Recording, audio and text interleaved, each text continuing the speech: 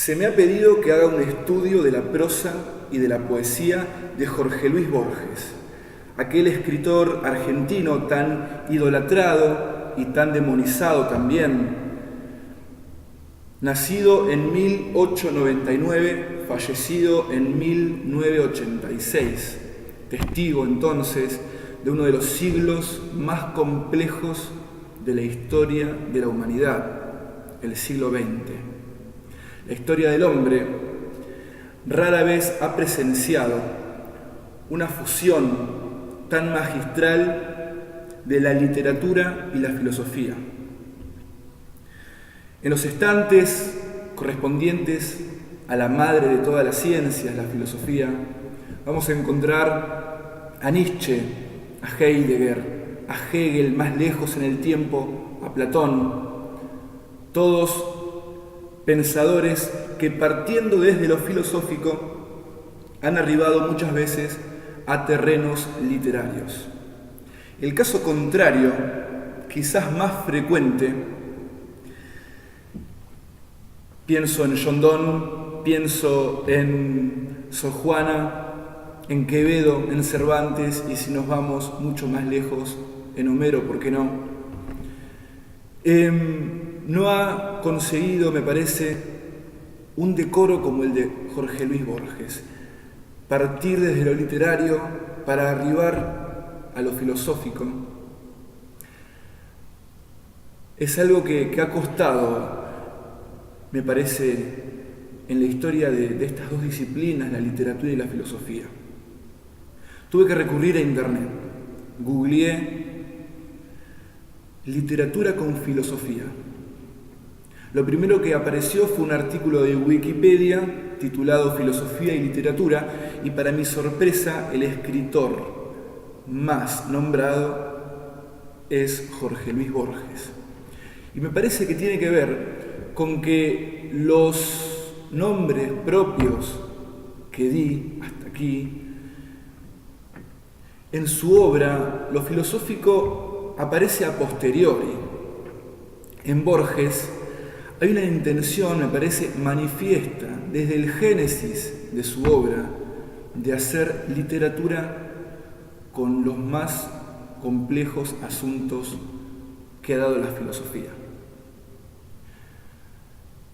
Entonces, propongo para estudiar la prosa y la poesía de Jorge Luis Borges partir de tópicos filosóficos. Cuando digo que ha sido magistral esa unión que ha logrado el escritor argentino, me parece que una muestra bastante, no sé si suficiente, pero interesante, es pensar la influencia que ha tenido un escritor desde un país tercermundista, desde una región latinoamericana compuesta por países del tercer mundo, la influencia que ha logrado en los filósofos y otros pensadores e intelectuales hegemónicos, es decir, europeos, ¿no? Lacan en psicología, Humberto Eco en el territorio de lo semiológico, Foucault, Deleuze, Derrida en la filosofía propiamente dicha. Ningún escritor latinoamericano tuvo ni el 20% de influencia que tuvo Borges en el pensamiento intelectual hegemónico posterior. Ninguno. Propongo entonces partir de tópicos filosóficos concretos. Propongo también empezar por el libre albedrío.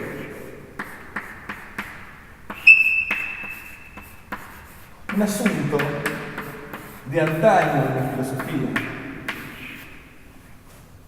de milenios, por lo cual un asunto en el que es muy difícil innovar, Borges, en Media Carilla, en un texto de 1960, titulado Inferno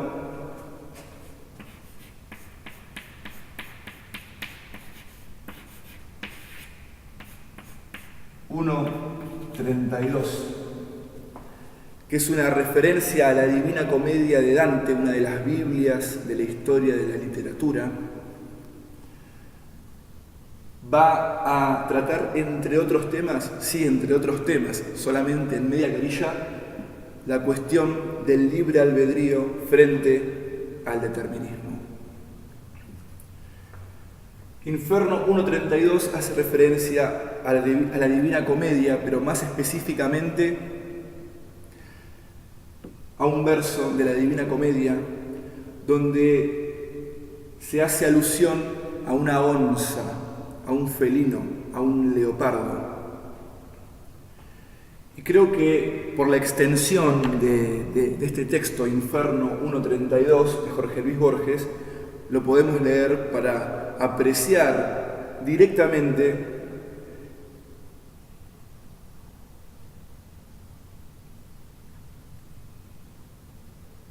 el decoro que cobra su tratamiento de lo literario. Dice así: desde el crepúsculo del día hasta el crepúsculo de la noche, un leopardo en los finales del siglo XII veía unas tablas de madera, unos barrotes de hierro, hombres y mujeres cambiantes, un paredón y tal vez una canaleta de piedra con hojas secas. No sabía, no podía saber que anhelaba amor y crueldad y el caliente placer de despedazar y el viento con olor a venado. Pero algo en él se ahogaba y se revelaba y Dios le habló en un sueño. Vives y morirás en esta prisión para que un hombre que yo sé te mire un número de veces y no te olvide y ponga tu figura y tu símbolo en un poema que tiene su preciso lugar en la trama del universo. Padeces cautiverio, pero habrás dado una palabra al poema. Dios, en el sueño, iluminó la rudeza del animal y éste comprendió las razones y aceptó ese destino, pero solo hubo en él, cuando despertó, una oscura resignación, una valerosa ignorancia, porque la máquina del mundo es harto compleja para la simplicidad de una fiera. Años después, Dante se moría en Ravenna, tan injustificado y tan solo como cualquier otro hombre. En un sueño, Dios le declaró el secreto propósito de su vida y de su labor. Dante, maravillado, supo al fin quién era y qué era, y bendijo sus amarguras. La tradición refiere que al despertar sintió que había recibido y perdido una cosa infinita, algo que no podría recuperar ni vislumbrar siquiera, porque la máquina del mundo es harto compleja para la simplicidad de los hombres. Propongo que lo relean el texto.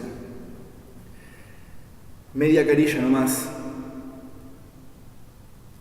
en un texto híbrido que no puede ser encasillado ni en una poesía, ni en un microrrelato mero, ni en un ensayo, algo que no sé si lo inventó Borges,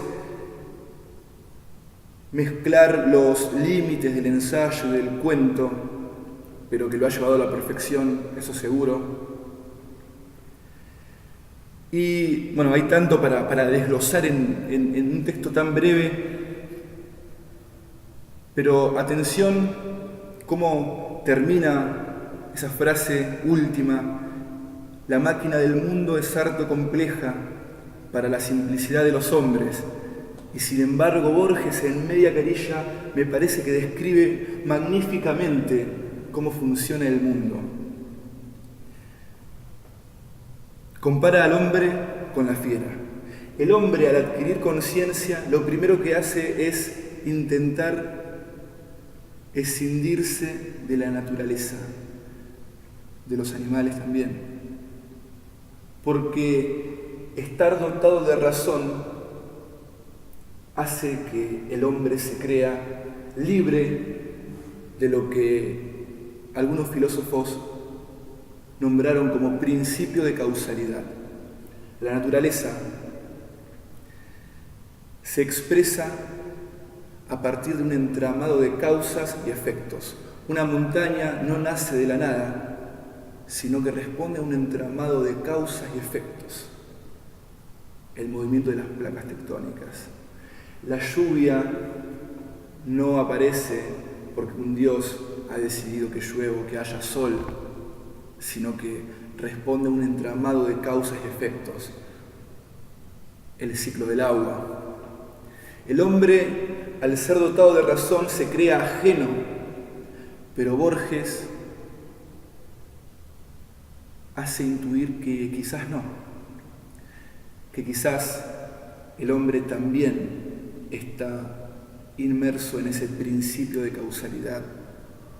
Algo terrible para el hombre, no saberse libre, porque eso significa que el hombre no posee libre albedrío, que el hombre no posee libre albedrío, sino que es presa del determinismo,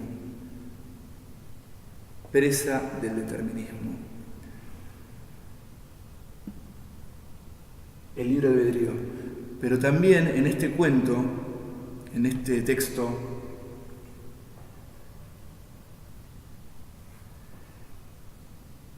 Borges pone al hombre en un nivel y a la fiera en otro nivel y a Dios en un nivel superior.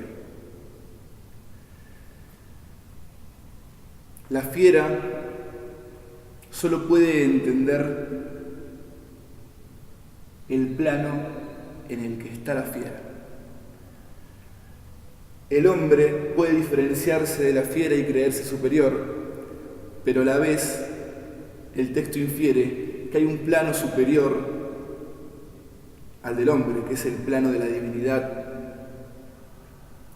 Esto tiene que ver con el platonismo, que es el siguiente tema que propongo analicemos en la literatura borgesiana.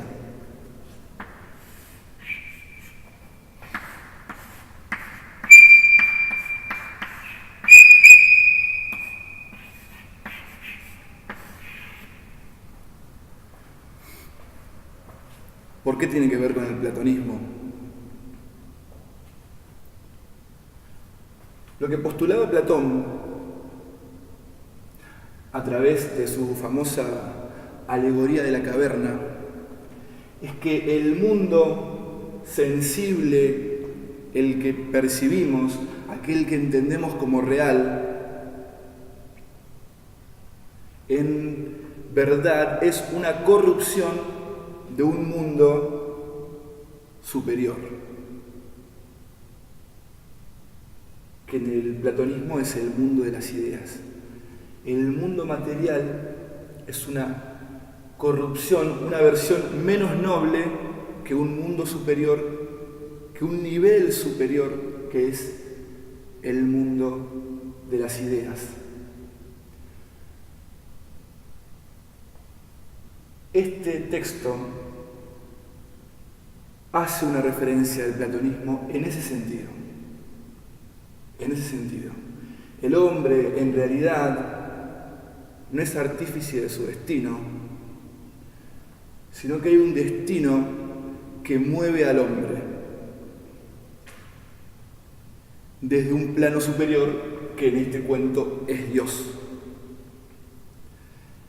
El platonismo en Borges lo podemos encontrar en un soneto que también hace alusión a esta idea. El soneto se llama Ajedrez. La parte de ajedrez que nos interesa es la segunda parte.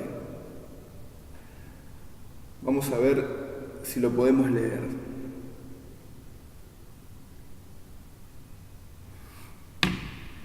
Ajedrez, soneto de Jorge Luis Borges.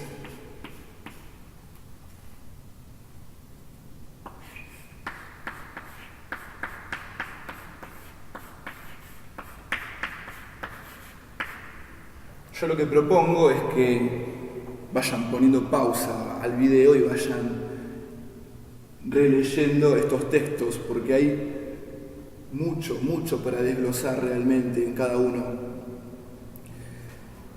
La segunda parte de Ajedrez dice así: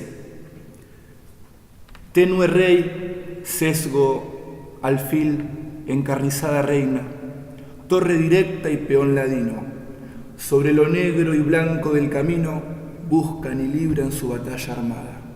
No saben que la mano señalada del jugador gobierna su destino. No saben que un rigor adamantino sujeta su albedrío y su jornada. También el jugador es prisionero, la sentencia es de Omar, de otro tablero, de negras noches y de blancos días. Dios mueve al jugador y éste la pieza. Que Dios detrás de Dios la trama empieza, de polvo y tiempo y sueño y agonía. Realmente es muy admirable, porque en el platonismo, si entendemos que el mundo sensible, el mundo que está en nuestro nivel, es una corrupción de un mundo superior, ¿por qué no ese mundo superior al mundo sensible también no deja de ser una versión menos noble de un plano superior al mismo tiempo? Este soneto me parece que lo trata de una manera magistral. Las piezas en el ajedrez no saben desde su nivel que su destino está siendo manipulado por un ser humano, por un jugador. Y a la vez ese jugador no sabe, dice Borges, que su albedrío en realidad está siendo manipulado por un Dios, pero cierra. Dios mueve al jugador y éste la pieza.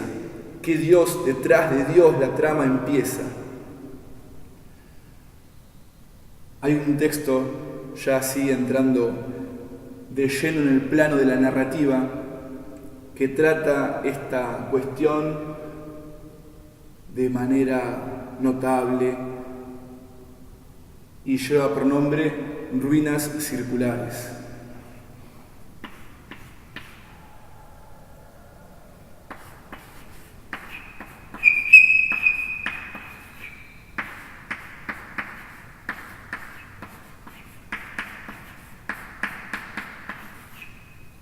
Ruinas circulares.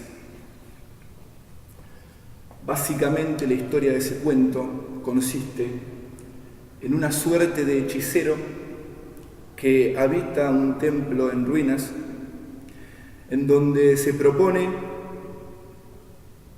crear en un sueño a una persona desde cero, célula por célula, pelo por pelo, para luego materializarlo al plano de la realidad. El hechicero intenta de 1000 formas y fracasa, pero cada vez mejora su técnica y va avanzando, y ya en un momento llega a crear esa persona, pero luego no puede pasarla a su plano, a su nivel, al plano de su realidad. Entonces recurre a una divinidad relacionada con el fuego, y este Dios lo ayuda a pasar a su creación desde el sueño al plano real. El hechicero se siente realizado, está muy contento con su creación, ha podido crear a una persona desde el sueño y deja que su creación parta, como cualquier otro hombre. Tiempo después, unos viajeros le comentan a este hechicero que hay un hombre en un pueblo lejano que no puede ser tocado por el fuego. El hechicero se da cuenta que ese hombre era su hijo, su creación, su criatura, y se angustia porque piensa, mi hijo, mi creación, se va a dar cuenta que no es un humano como cualquier otro, que en realidad es un mero simulacro, y debe estar angustiado, y se angustia entonces también el hechicero. En el templo, en las ruinas de ese templo donde habitaba, se produce un incendio, y tanta angustia sentía el hechicero que piensa en suicidarse. Piensa en dejarse morir incendiado por ese incendio que se estaba produciendo en el templo. Y se entrega al fuego en un acto suicida. Pero el cuento termina diciendo que ese fuego tampoco lo quemaba al hechicero. Muy bueno realmente, inesperado el final, inesperadísimo el final. El hechicero se da cuenta que él también era probablemente el producto de un sueño de alguien superior.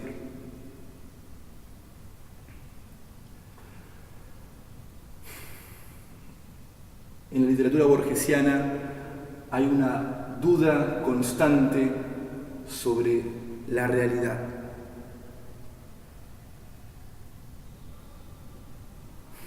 La atraviesa toda la literatura borgesiana es atravesada por esa duda, por esa perplejidad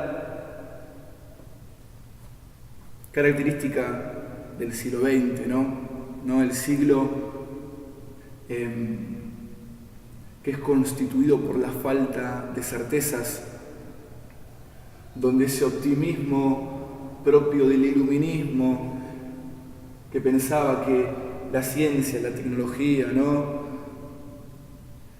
abandonar el teocentrismo, sumergirse en el antropocentrismo, iba a llevar a la sociedad a lugares mucho mejores, con mucho menos dolor. Y el siglo XX claramente demuestra que la ciencia, la razón, la tecnología también podía llevarnos al infierno, guerras mundiales, las bombas nucleares, el holocausto judío. Es el siglo de la falta de certezas, y la falta de certezas, la duda como herramienta inexorable para enfrentarse a la realidad está en toda la literatura borgesiana. En toda la literatura borgesiana.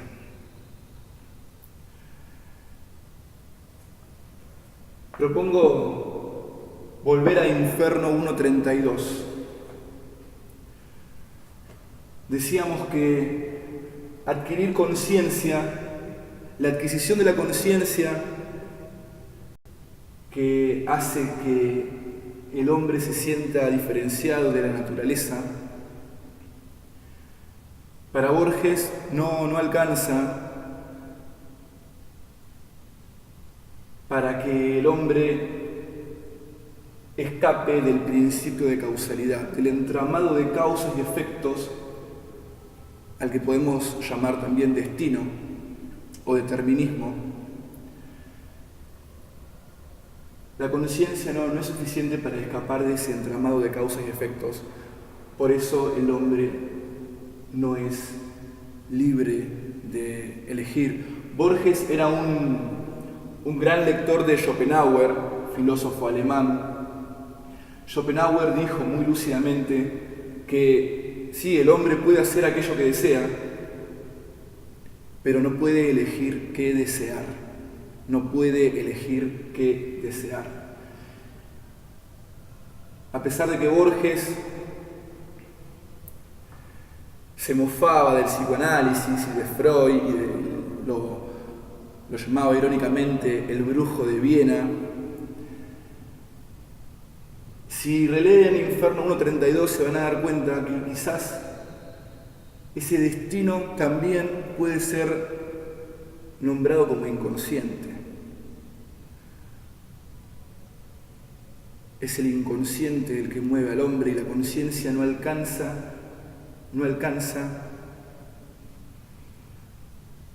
para revertir esa situación. Si hablamos de conciencia y hablamos de razón, no podemos no hablar del lenguaje. Próximo tópico que propongo.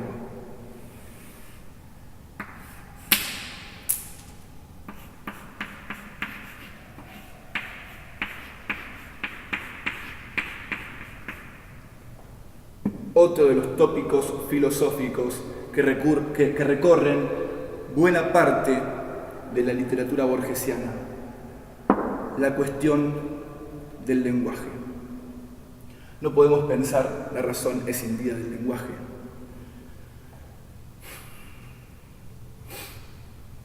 Para pensar el lenguaje, propongo ir a dos textos de Borges. El primero, el idioma analítico de John Wilkins. Decíamos al principio que Borges tuvo una influencia notable y directa sobre los más importantes pensadores que le sucedieron, a pesar de escribir desde un país tercermundista, no desde las grandes metrópolis europeas, donde pareciera que es exclusivo la cuestión intelectual. Bueno, el idioma analítico de John Wilkins es citado por Lacan en sus escritos, pero más sorprendentemente, uno de los principales libros de Foucault, Las palabras y las cosas, inicia de la siguiente forma. El libro empieza así. Dice Foucault, este libro nació de un cuento de Borges y se refiere al idioma analítico de John Wilkins.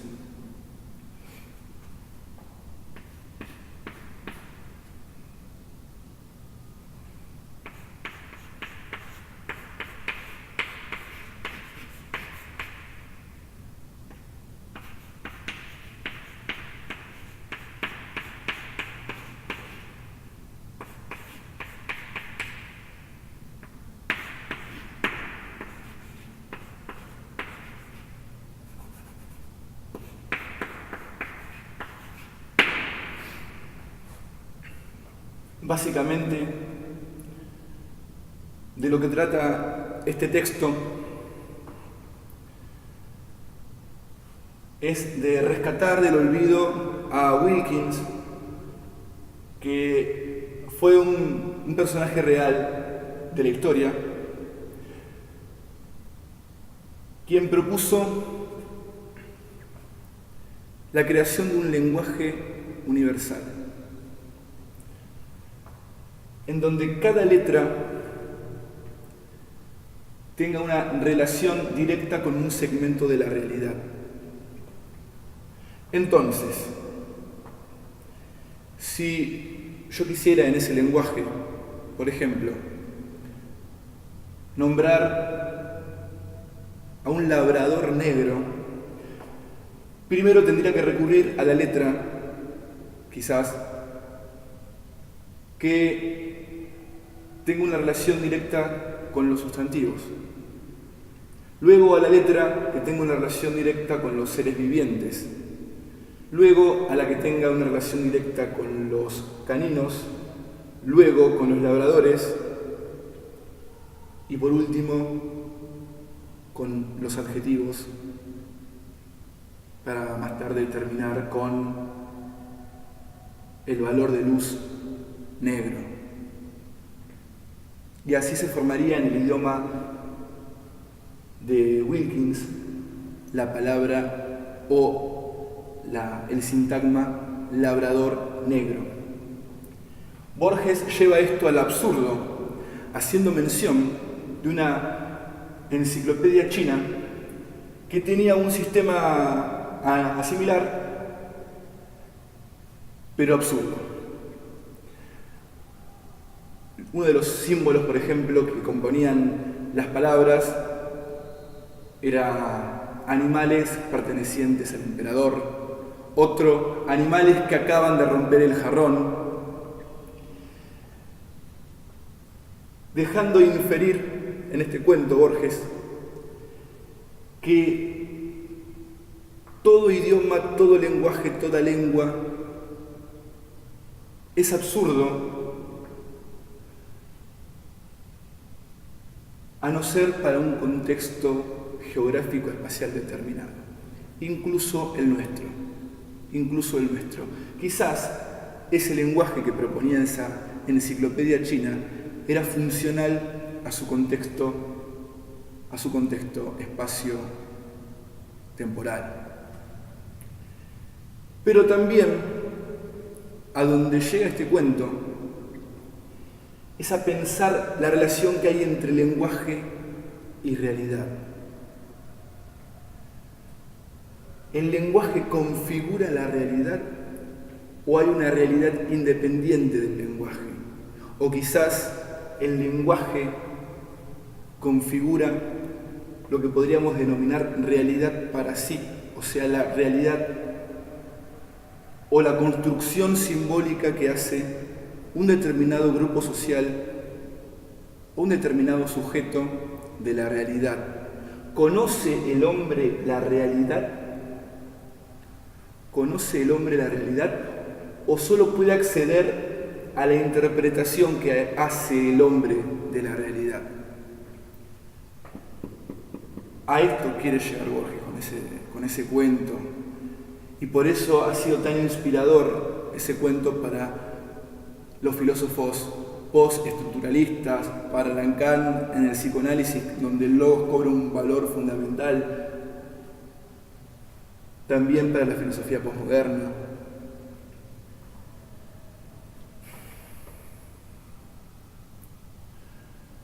Hay otro cuento para pensar el lenguaje que es muy hermoso, como breve, y por eso lo vamos a leer. Parábola del palacio.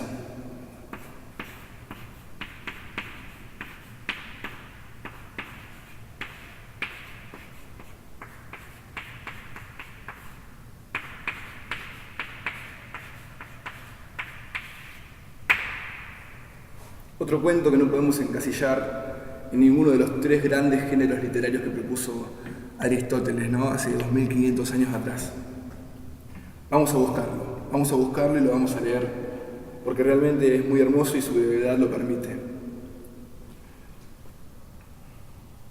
Esto tiene que ver con lo que decía Wittgenstein, ¿no? Filósofo del lenguaje. Los límites del lenguaje son los límites de mi mundo. El hombre no puede escapar de la construcción simbólica que hace de la realidad mediante el lenguaje. Esto tiene que ver también con el libre albedrío. Si bien, como en Infierno 1.32, se deja intuir el hombre a partir de la razón, puede pensar la posibilidad, Borges va a decir que no, pero puede pensar la posibilidad de escapar del principio de causalidad, del destino, de la trama colosal del universo, va a decir Borges en otro texto. La razón inescindible del lenguaje también constituye una cárcel para el hombre. Los límites del lenguaje son los límites de mi mundo, dice Wittgenstein. A partir de la estructura propia de un idioma va a generarse un universo semiótico, una construcción simbólica que tiene un fin determinado, que es el fin que propone ese sistema que es la lengua.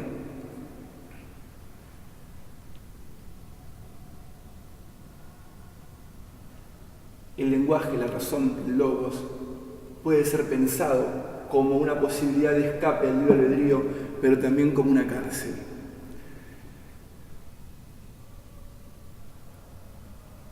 Parábola del palacio. Es un poquito más extensa que Inferno 1.32. Dice así: aquel día,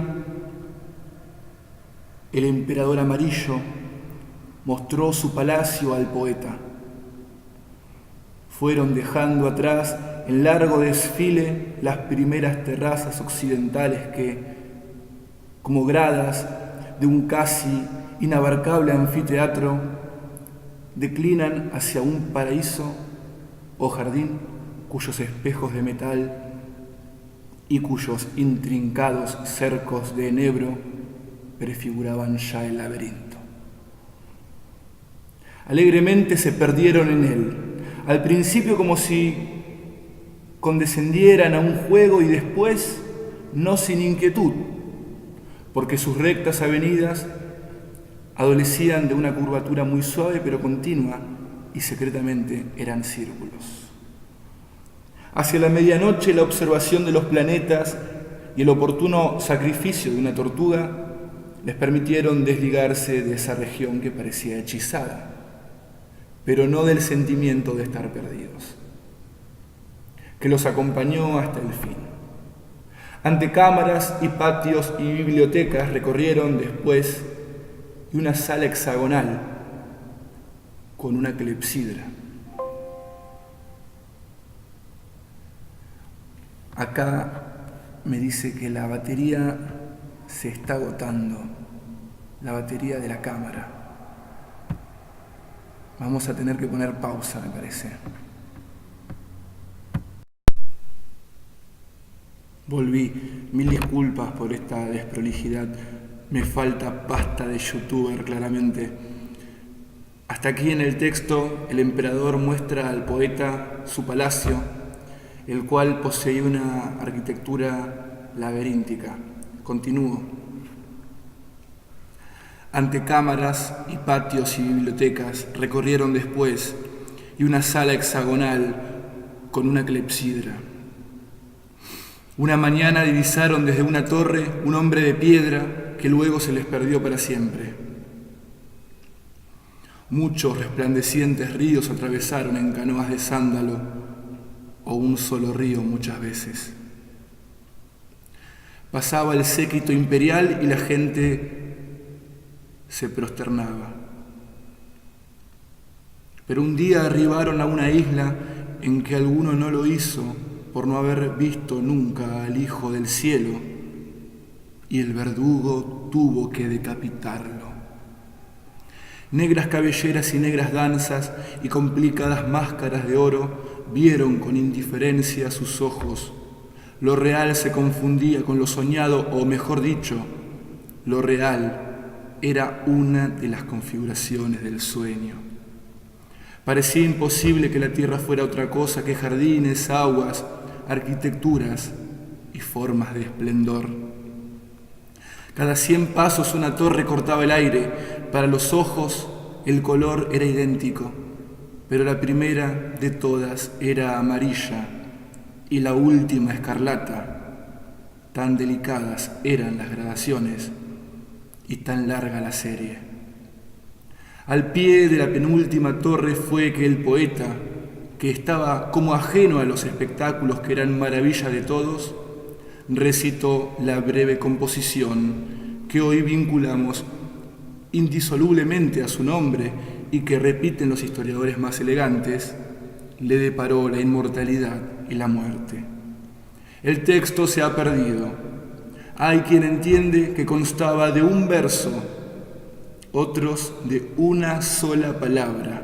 Lo cierto, lo increíble, es que en el poema estaba entero y minucioso el palacio enorme, con cada ilustre porcelana y cada dibujo en cada porcelana, y las penumbras y las luces de los crepúsculos, y cada instante desdichado o feliz de las gloriosas dinastías de mortales, de dioses y de dragones que habitaron en él desde el interminable pasado.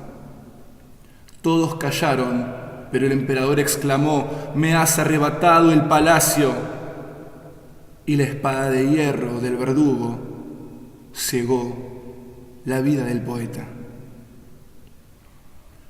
Otros refieren de otro modo la historia.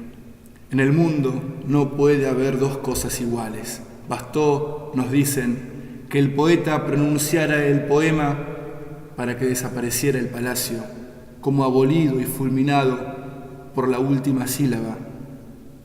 Tales leyendas, claro está, no pasan de ser ficciones literarias. El poeta era esclavo del emperador y murió como tal. Su composición cayó en el olvido porque merecía el olvido. Y sus descendientes buscan aún y no encontrarán la palabra del universo.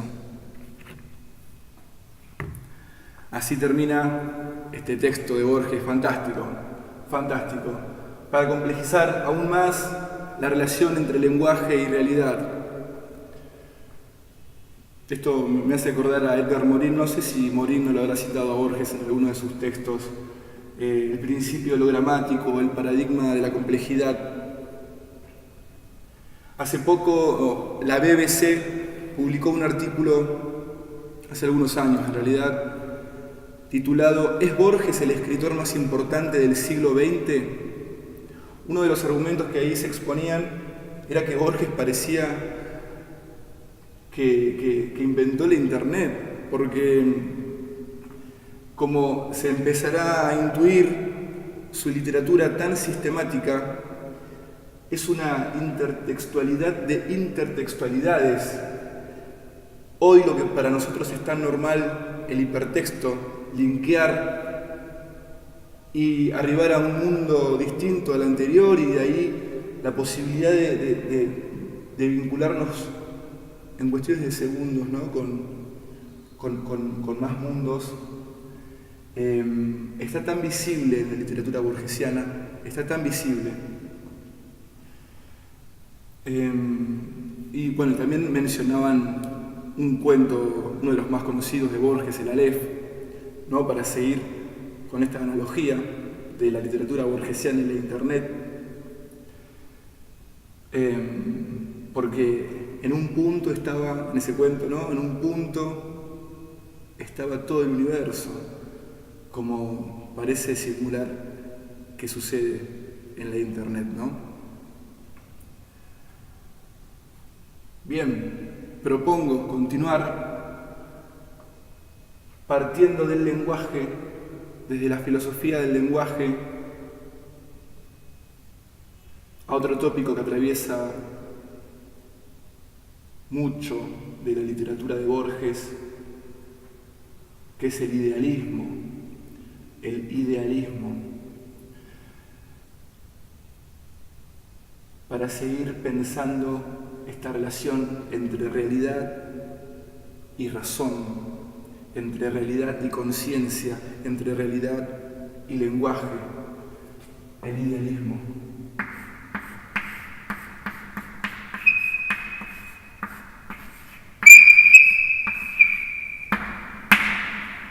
¿Sí? El idealismo.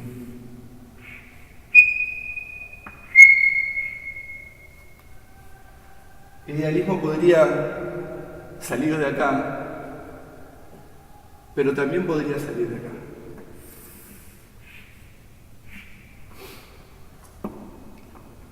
Muy simple, lo que postulaba el idealismo como corriente filosófica era que la materialidad no existe sino como proyección de la conciencia. Y Borges va a hacer literatura de esto, sobre todo desde el idealismo radical que, por ejemplo, exponía el filósofo Berkeley. Ruinas Circulares tiene mucho de idealismo. En esta trama literaria, el hechicero proyecta algo de su sueño al plano material o real, ¿no? Después, como vimos, se complejiza aún más la cuestión de la realidad. Pero hay textos de Borges que lo trabajan de manera notable. Uno es un texto muy complejo, uno de los más complejos, creo yo, de Borges, que es Tlön, el primer cuento de ficciones, ese famoso libro de Borges, Ficciones. Tlön.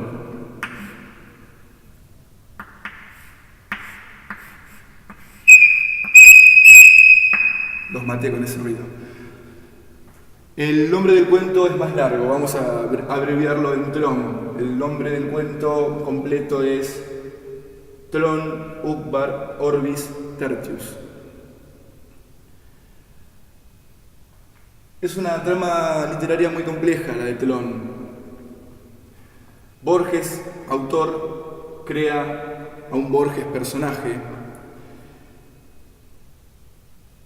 y a su vez otro de los personajes de Tlön es Bioy Casares, que en nuestro mundo ya no sabemos si es real o no, era amigo de Borges, ¿no? Era íntimo amigo de Borges.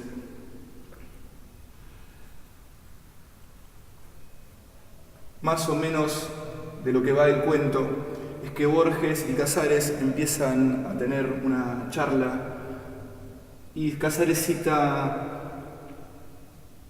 una frase que decía algo así como: el sexo y los espejos son horrendos porque reproducen al hombre.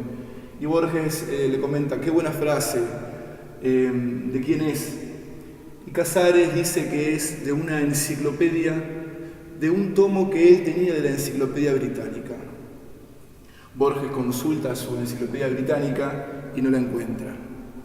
Casares le dice que sí, que no puede ser, que él la tiene en su Enciclopedia Británica, en una parte donde se describe una región lejana llamada Uqbar, como el nombre del cuento, ¿no? Pero en la Enciclopedia Británica de Borges, en el tomo que él tenía en su casa, no está. La comparan luego el tomo de la Enciclopedia Británica de Casares con el tomo de la Enciclopedia Británica de Borges, y evidentemente en la de Casares se describía Uqbar. Borges empieza a investigar esto y descubre que hay una logia que hace muchísimos años se propuso, la logia se llamaba Orbis Tertius, describir un mundo en donde el idealismo radicalizado sea el sentido común.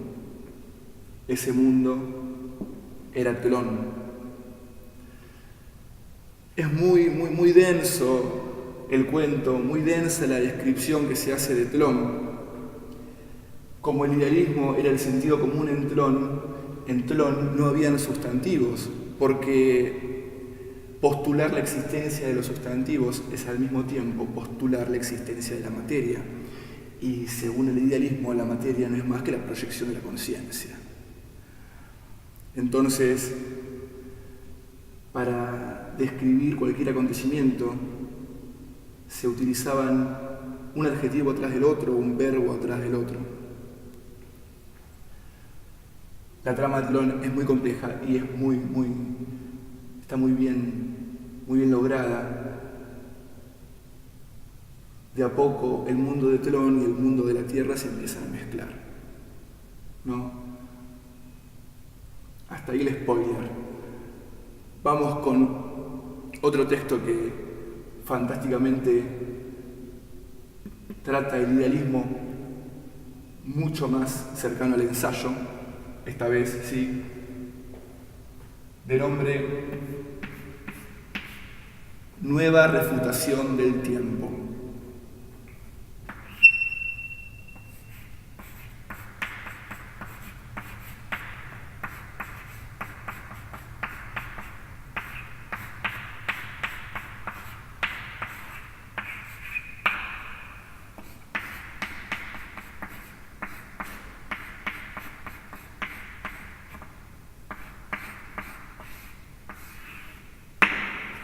Aquí Borges va a proponer la negación del tiempo. La negación del tiempo. Lo que va a hacer Borges es un ejercicio filosófico. Primero va a decir que el tiempo es también una proyección de la conciencia, que él no entiende cómo el idealismo, si niega la materialidad por ser una proyección de la conciencia, no niega el tiempo, basándose en algunas citas, ¿no? A Berkeley. También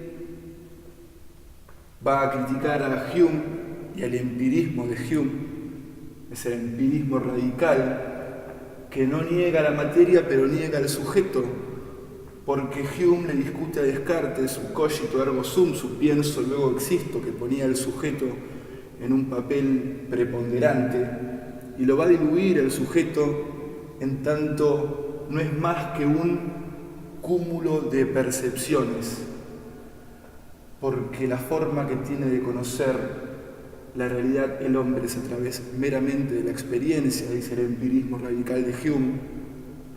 Entonces el sujeto no es más que un cúmulo de percepciones, de experiencias.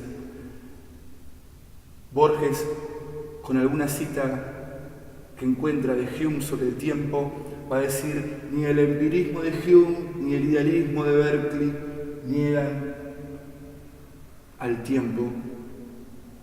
No me parece lógico, dice Borges, no me parece lógico que si se puede negar el espíritu, el espacio, la materialidad, la res extensa, no se utilicen los mismos argumentos para explicar que el tiempo también es una proyección de la conciencia. Termina este texto de una forma muy poética que voy a leer, que dice así: and yet, y todavía, negar la sucesión temporal, negar el yo, negar el universo astronómico, son desesperaciones aparentes y consuelos secretos. Nuestro destino no es espantoso por irreal, es espantoso porque es irreversible y de hierro. Permiso.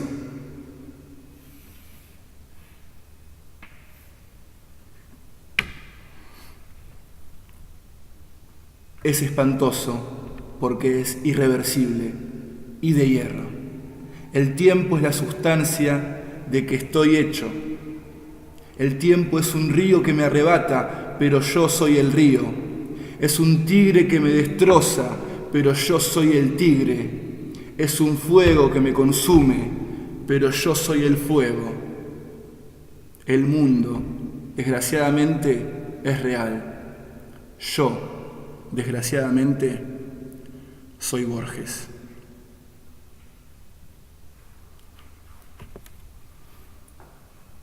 Muchísimas gracias por quedarse hasta aquí. Muchísimas gracias.